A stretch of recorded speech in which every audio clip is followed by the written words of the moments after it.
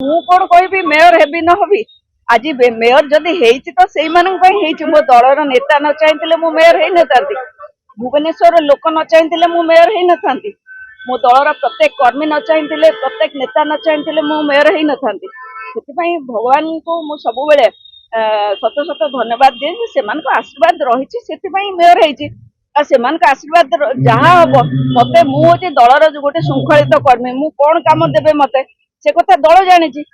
ବୋଉକୁ ଆପଣ କହିଦେଲେ ଯେ ଆଉ ମେୟର ହେବେନି, ସତରେ କହିଲେ ନା ସିରିୟସଲି କହିଲେ? ଆମେ ଚାହିଁବୁ ଭୋଟ ଥର ମେୟର ହବା ନ ହବା କଣ ମୋ ହାତରେ? ମୋ ଦଳ ଚାହିଁବା ଦରକାର, ଲୋକ ଚାହିଁବା ଦରକାର, ଭଗବାନ ଚାହିଁବା ଦରକାର।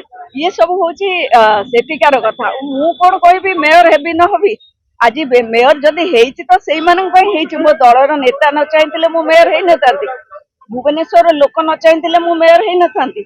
ମୋ ଦଳର ପ୍ରତ୍ୟେକ କର୍ମୀ ନ ଚାହିଁଥିଲେ, ପ୍ରତ୍ୟେକ ନେତା ନ ଚାହିଁଥିଲେ ମୁଁ ମେୟର ହେଇନଥାନ୍ତି।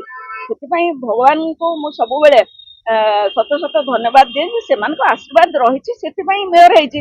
ଆଉ ସେମାନଙ୍କ ଆଶୀର୍ବାଦ ଯାହା ହବ, ମତେ ମୁଁ ହଉଛି ଦଳର ଗୋଟେ ଶୃଙ୍ଖଳିତ କର୍ମୀ। ମୁଁ କଣ କାମ ଦେବେ ମତେ ସେ କଥା ଦଳ ଜାଣିଛି।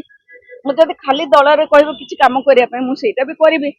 ତେଣୁ ଖାଲି ପଦପଦବୀ ଆଶାରେ ତ ମୁଁ ଆସିନି। ତେଣୁ ମୋ ଦଳ ମତେ ଯାହା କହିବ, ଯାହା ଆଦେଶ ଦବ ମୁଁ ତାକୁ କରିବା ପାଇଁ ବାଧ୍ୟ ଏବଂ ମୁଁ କରିବି ମଧ୍ୟ।